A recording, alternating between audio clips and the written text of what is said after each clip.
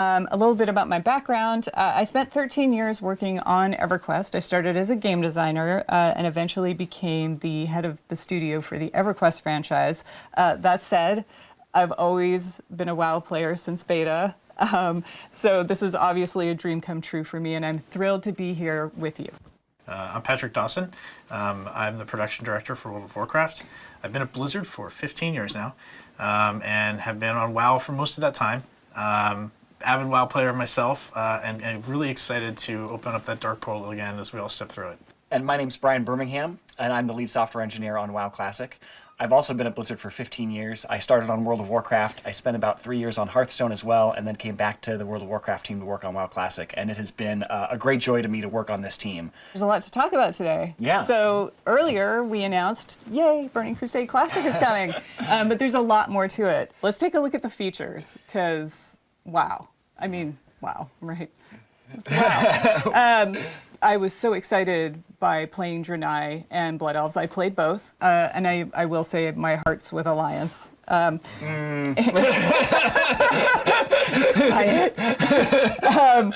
I also took up jewel crafting on my Draenei Shaman. I wanted to corner the market. Just the whole notion of having items with sockets and just exploring that whole system. I'm also a bit of a systems nerd. So I completely lost my time for weeks in there. The Burning Crusade, I remember being there back then. I mean, it was our first expansion ever. So all the new features was like this really cool moment of like, what's coming next, what's going to happen. And one of the things that was pretty impactful to the game was Horde having Paladins and Alliance having Shaman. I mean, as an avid PvPer myself, I remember going back and trying to fight Shaman. I was Alliance back then. And just not understanding that class at all, because my team didn't have it. So like I try to poly them and then be like grounding totem. I didn't know what that was. And it's just like, why are Shaman immune to everything? I don't understand. That's not what you said. Yeah, no, but no, I did. No, you said they're cheating. I understood polymorph druids, but Shaman, why? Like now I started to understand Shaman a little bit better. We got some of their benefits. I actually got to see totems being placed down on my side for once, and got to see the frustration of dealing with Bubble Hearth on the other. Yeah, I remember when I was doing raids, we were always jealous of the Alliance having Paladins for Blessing of Salvation. Like people would be pulling aggro off me, and I'd be yelling at them like, "Wait for 3 Sunders!" And then Alliance is just like, "No, it's no problem. Just go." Yep. So hey, I mean, we were upset raiding like Razor Gore without Earthbind. I mean, really even the playing field for both PvE and PvP, which was kind of cool. But there were a ton of new features and just abilities with this too. As we got to level 70 and got to experience new content and new things. I remember one of my first experiences with understanding what it meant for designed by Blizzard, right? Oh, yeah. Because I was an engineer, right? I wasn't a designer. I was working on like the live ops team at the time, and I was playing my class, avid player of Mage, and I kept, I sent this long email to Tom Chilton saying like, hey, here's what Mage needs. The Dawson Manifesto. So it was a well thought out forum post. And what was in it was things like bring back Invisibility, let's get a threat dump in the class. And I didn't even necessarily tie those two together, but he was like, that's a pretty good idea, let's get Mage's Invisibility. And just knowing that skill was coming along with some other new stuff for Mages like the Molten Armor, the Ice Lances, was just really cool to see all this new stuff in Burning Crusade. On the other side of that, I was really excited about Spell Reflect because I was really frustrated getting polymorphed and being able to like reflect that back on the mage. As a mage, I was not excited for you to get I bet you weren't. And there were even some PvE encounters that had abilities that you could reflect back. So I remember that was really fun to kind of find ways to time that and use it as a defensive ability as well. I was a hunter. Mm-hmm. I'm a hunter now, actually. hunter. Yeah, I've switched. But I remember just chasing Beastmaster and just DPS. Yep. That was it. That was the chase, yeah. Talking about that too makes me think of like the arenas and the arena system. That was a whole new world for us, with Battlegrounds and the way they worked before, like the way the matchmaking happened. Usually I was pretty competitive in PvP, so I would either get in there and stomp the enemy team who was just there to be casual, or, you know, even though like we were a good team, we weren't like the best of the best. So when we ended up going against one of those teams, it was just like, well, geez, we're just getting stomped now. This is tough.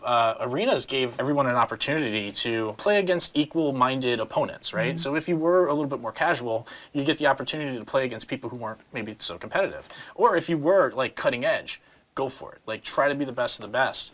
And what was great about that is it spawned an esport. Like, that wasn't, we didn't design it for that. We just wanted people to have fun.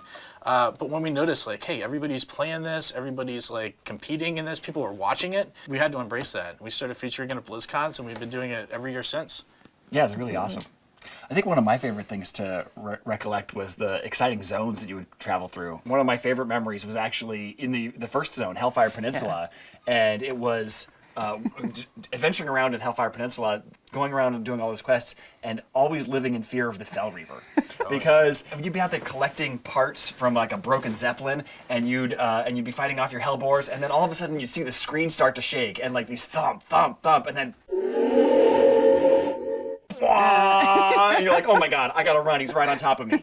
Sound still haunts my dreams. Oh, I know, yeah, it's terrifying. Even in life, it's just feign death. Yeah, feign death. Yeah, just get out of here. And then the payoff when you later go to Netherstorm and they give you the quest, they're like, could you get me a part from inside the Fell Reaver? You're gonna have to kill him. And you're like, that guy? Like that guy that used to terrorize me? They're like, yeah, I think you could take him now. And that was such an exciting payoff to be able to like bring that full circle and go back and see him again. For me, I snuck into beta.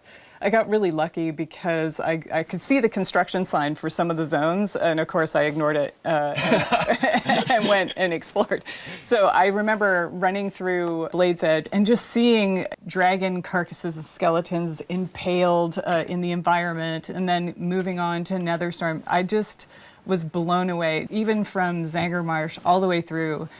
Everything felt like its own world, and just to be able to go through that and just the delight of it and the epicness of it. And then you come up to Area 52. That's what I love about WoW, is you can have epic storylines and still find lightness in it. So I just loved it. I love it. I'm an explorer, so. You know, for me, I remember Burning Crusade really opened up a new gameplay type for me. I became a collector in Burning Crusade, right? And it kind of started with the Outdoor and Scryer rep. Because I got my outer rep all the way up, and then I was thinking about switching to Scryer, and people were like, "You're insane! Don't do that." And I was like, "I bet I can," just to prove people wrong. And I did, and it was cool. It was really fun. But then I started doing other things. Like there were all these new like mounts and pets, and I went back and even got some of the older reps like Thorium Brotherhood and Winterspring. But then like things like Netherwing Ledge came out. The world just opened up for me in Burning Crusade to really start my collection. Of course, we also had flying mounts, which I loved, and then decided to play with some friends on a PvP server, and was running around Hellfire, and Death from Above, which is likely just Pat. Probably. Yeah. You were flying around harassing people, Pat? I was getting a lot of honorable kills back in the day. So that's just a quick look at some of our memories for Burning Crusade, and that was 13 years ago.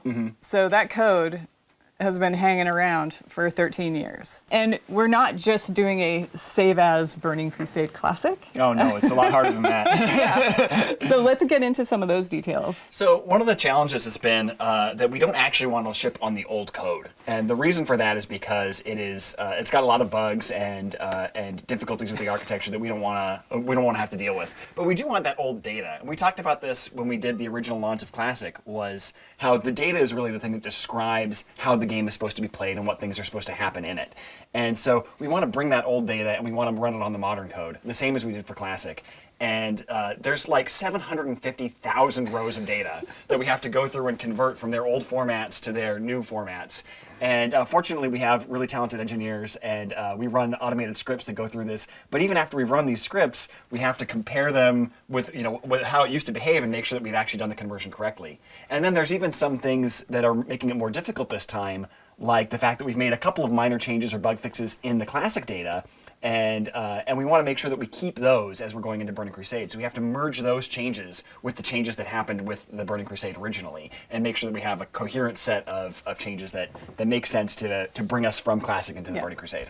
there's an enormous amount of time spent looking at, okay, this is how it came out now. We have a reference client Yeah. that is the original. That's right. We do use the old code for that. Yeah. So like we still have it. We just don't want to ship on that anymore. But we have like the old code with the old data, knows exactly how it's supposed to behave. So those things work together, and we can bring that up internally and take a look at it and say like, okay, this is how it was back then. This is exactly what it used to look like. And we do sometimes find things that are bugs we still want to fix, but a lot of times it will tell us like, oh, this thing is not a bug. This is actually the intended behavior, or this is something we don't really remember right. There's a tendency to want to chase your own memory, like, I remember it being like this, and it's like, no, it's not always exactly the way you remember it. Everybody has that kind of human failing, even us, and so a lot of times we'll have an argument about, I remember it this way. Well, I remember it this way. Let's go and check. We can look. Well, another reason to ship on the new code is really just the years of stability, improvements, and the fact that the world didn't look the same back in 2007 as it does today. Like, That's true. There wasn't cloud architecture at that point. I remember I had the privilege of being on the live ops team where I got to see what all the servers looked like and how it was all architected.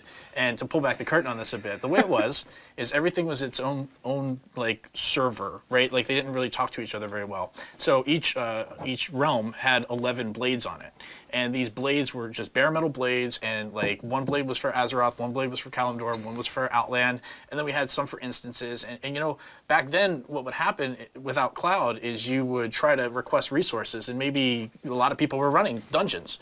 And so it would give you back things like transfer aborted, instance not found. Oh boy, like we don't want to go back to those days. So now we can take advantage of things like the cloud and not have those resource issues. So shipping on this new code is a big improvement in stability. Yeah, and so we're weaving all these threads together. We did finally get a build for Burning Crusade Classic. Super excited.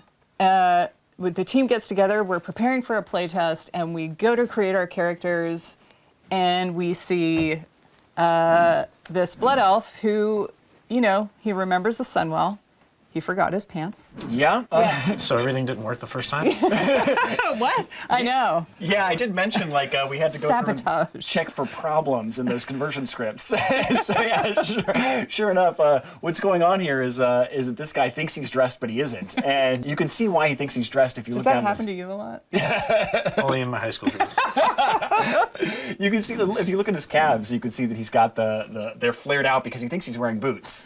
And the way this system works is we first set the geometry up for all the items that you're supposed to be wearing, and then we layer on various images that we call textures, and we'd use those to build up a single composite texture that's then wrapped around the geometry. But of course, in this case, when we were layering them on, none of the textures were assigned, so it just started with his naked body, and then was going to go layer on textures and didn't find any. So it thinks he's dressed, and so it's removed the underwear because it thinks it's put clothes on top. But there aren't anything there. They're all just completely transparent. So it's almost like the Emperor's new clothes. He's wearing invisible clothes, only in this case, that's really what's happening. It's crazy. And then, of course, I wanted to try Draenei because that's where my heart lies. I'm an Alliance girl. And this Draenei looks to be heads above the rest. That's not the Exodar. Yeah. No, definitely not. It's Dunmorrow, right? It is, and that's exactly the problem. It looks like the Draenei's too tall, but the real problem is that we're in the wrong place. And so, yeah, when you go to the Dunmorrow character select screen, of course, the camera's positioned for much shorter races like gnomes and dwarves, and so it's about knee high on a Draenei. And then water. Really, Brian? We have water in Hellfire? Yeah, so Go for a swim. it turns out that Outland has a funny, unique feature that it doesn't have any oceans because the water just all falls off the edges and goes out into space or something like that. I'm not sure how that works in the game universe. But, magic. But yeah, there's no ocean there. But we had accidentally flagged it to generate ocean, so we ended up flooding the entire world with an ocean until we found that and turned it back off. So through all of these processes, yes, we're obviously we're fixing what is broken. But also we thought it was a good time to start enacting what we call #some changes to gameplay and how things should work. Yeah, I mean, when you think about it, like Classic, our guiding principle was no changes. The goal was to provide as true-to-life, authentic experience of Classic that we possibly could for the community. And we accomplished that. What was interesting to me is to see this vibrant community that embraced it and then said, hey, but we're not exactly the same as we were 15 years ago, right? And they're right. Like the times have changed, the world has changed, and so some of those things that maybe were out there that were not great and were warts back in the day is not something that we would want to ship again. Like something that feels a little buggy or wrong or incorrect. So the idea behind this is let's provide what the Burning Crusade experience was without those warts. And this really, I think, illustrates the difference is spell batching. We actually had a lot of requests originally for spell batching in that kind of no changes charge, where they said, hey, I remember when I used to be able to have two mages polymorph one another, and they would both end up polymorphed. And that's cute and fun, and I kind of like that. And so we said, okay, well, we can put that back in. But the system that causes that is, of course, that the spells are batched up and processed in these giant batches. But over the last 2 years, people realized that what that comes with is about a half a second of kind of built-in latency, where you push a button and it doesn't actually take effect for that half a second while it's waiting to queue up the other ones to go with it. And people were starting to find that frustrating. I talked to a lot of people who said they were excited about it when it first came out with Classic, but after they've been playing with it for 2 years, they're really ready to see it go, and we're ready to take it out too. So we're going to remove spell batching with Burning Crusade. That's definitely great, because I remember like every 2 weeks I'd get a bug report, Vanish is broken again. And it was because of stuff like this, right? Like if you vanish at the same time a fireball's hitting you, it's going to pop you out, right? Exactly. Like, and so we were trying to do all these hacky solutions to it, but the real answer is just don't spell batch. Yeah. But we didn't have the ability to do that then, so glad we're doing it now. Yeah. Another one that I can think of is just how the raiding community has matured, right? Like things were very different back in 2004, 2005 timelines compared to today. So, the raiding community knows exactly what's going on, and they want a challenge. They want more of a challenge. So, rather than always giving them like the last version of the boss, the final form of the boss, which maybe has been hit with a few nerfs, let's not do that anymore. Let's give them a more challenging version of the boss. Like, I'll give you an example of like Muru. Right, where the initial version of that boss had a lot of spell pushback, and so like that made it really tough to bring casting classes to that fight. We did fix that pretty quickly and change the fight to allow for that. Now that's a change we probably would incorporate in this, right? Like we don't want people to feel excluded or not part of being able to do a fight like that. But then probably a month or so after that, we nerfed Muru's health. That doesn't need to happen. Let's just keep it in the hard form. We can evaluate any changes we need to make after that, but it won't just be like, hey, final form, we're not even going to look at it. Let's call it a day. So. Yeah. So how did your mage handle the pushback? I just get sad. It feels personal. Yeah. No, I was the raid leader, so I got to choose who went. But The one mage allowed to go. that was honestly that's one of my favorite fights ever in World of Warcraft. That was a really, really fun fight. That's awesome. Another change that we're talking about making is along the lines of that PvP balance and faction balance is, obviously with Burning Crusade, Paladins are introduced to the Horde and Shamans are introduced to the Alliance, and that was intended to be a balancing of the factions and let's, make them even.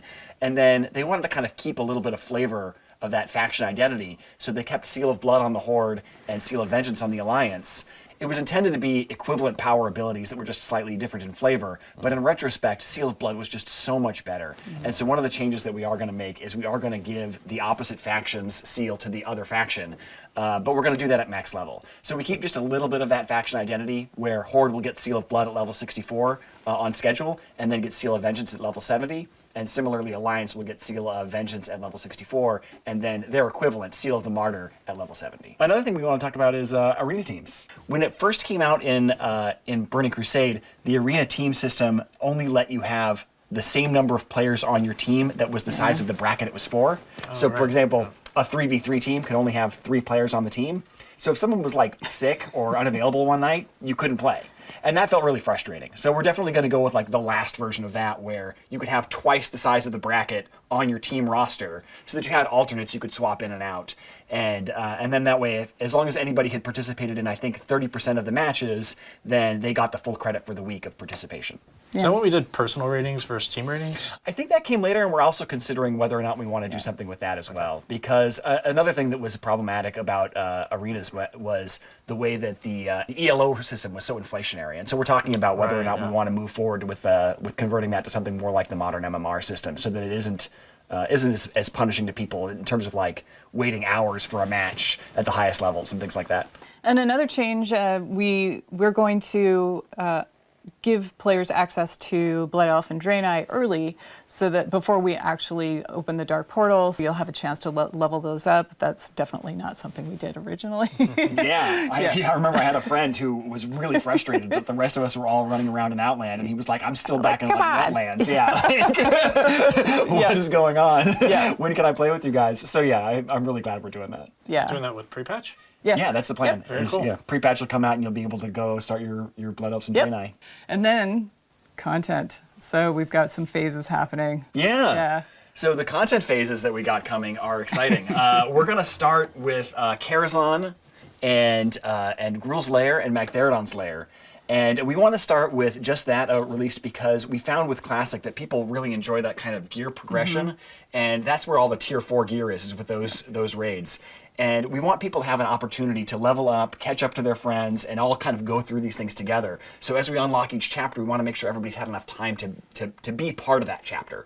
And the next chapter after that will be Phase 2, which will be Serpent Shrine Cavern and Tempest Keep. Then next we move on to Phase 3, which is Hyjal and the Black Temple. And the reason that's a change is, of course, originally Hyjal was available from the launch of Burning Crusade, but nobody could really get in there because of the way the attunements work. So we'll unlock that as a later chapter alongside Black Temple. And then that'll go with Arena Season 2 at that point. And then Arena Season 3 will come out alongside Zulaman with a little bit of catch-up gear for anybody who's taken that long to catch up. It's another smaller instance, a 10-man. And then finally, Phase 5 will be Sunwell and Arena Season 4. It's been a very busy year. It is. It's an expansion with a lot in it. And so we spent a lot of time talking about Burning Crusade Classic and Burning Crusade, which is exciting. We're very excited about it, but there's a lot to talk about. There's a lot coming, and we want to walk through how this is going to materialize. Well, really the question is, we have a diverse player base where people have a lot of different wants and needs. And how do we get there? How do we get to the Burning Crusade? Well, the first group of people that we wanted to make sure that we were serving well is those people who do want to go to the Burning Crusade. We feel that most of the community is interested in this. They're going to want to do this. We want to make it simple and easy for them. So how are we going to do that? As we said earlier, you're going to be able to make a choice. So we'll talk about and explore these choices in some detail, and I'll give you some examples. So to start with the current servers you're on now, Classic Live servers, are going to become what we're calling progression servers. And what that means is the servers that are live now will always unlock any expansion we release. So when we get to our patch day, you're going to be presented with a choice. Do you want to continue on into the Burning Crusade, or do you want to move to Classic? So in that space, you're going to do that for every single character. So for my example, I'm on Worm Rest Accord. So I've got a level 60. I am definitely taking that on through to Burning Crusade. But I've got a couple of mid-levels that I know I want to move with my friends. Those are characters I level with my friends in Classic, and I want to continue that journey with them. We want to make it as easy and seamless as possible to just get right into Burning Crusade. But there are options. That's awesome. I'm excited to hear that. I know there's a lot of my friends, for example, who maybe didn't really play Classic when it first came out, right? And so now they're behind. And they're interested in playing the Burning Crusade. This was, for a lot of people, their favorite expansion that we've done. We want to make sure that those people are served too. And one of the ways we could do that is provide a boost to people who are interested in coming back, that maybe aren't interested in doing the Classic WoW experience, but really want to hop right into Outland as quickly as possible. Yeah, so the team, we spent quite a bit of time discussing it because we want to make sure we respect the time of the people that have been playing Classic for 2 years, but also we want people to be able to enjoy Burning Crusade if they loved it the first time and maybe miss Classic. So we are going to offer a level 58 boost for purchase, but it does come with some restrictions. So it's going to be 1 per account. It's not going to be usable on Blood Elf or Draenei. It'll have some dungeon blues. It'll have level 40 mount skill, no professions. It's the basics, basically your Outland starting kit. That's cool. That's a really great way to jump into the game for sure. Yeah, I like that. I'll be looking forward to that. Look, I know a lot of people came back to play WoW Classic, and that's all they want. That's all they ever wanted. They're like, you know what, Burning Crusade, that's awesome. I'm sure some people are going to love that, but for me, I came back for WoW Classic.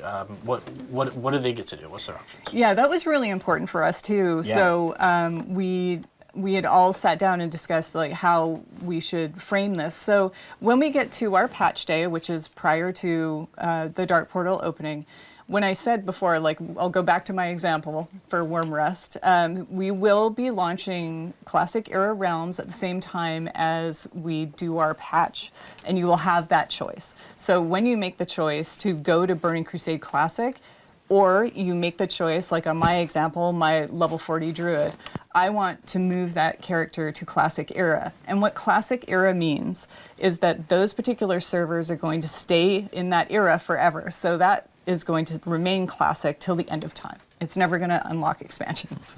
You'll be able to make that choice for every single character. Do you go on to Burning Crusade, or do you choose to go to Classic Era? Let's say, you know, you're behind the times a little bit. You'll still be able to have that choice. We haven't locked it to a time window. You're not going to miss the boat to Era. The choice sounds awesome, and choice in WoW is something that's meaningful. It's always been meaningful. Yeah. And I think it's something that's important when we look at the community, that you're going to choose to go to the Burning Crusade or you're going to choose to go to Classic. You know, some people may not be comfortable with that choice.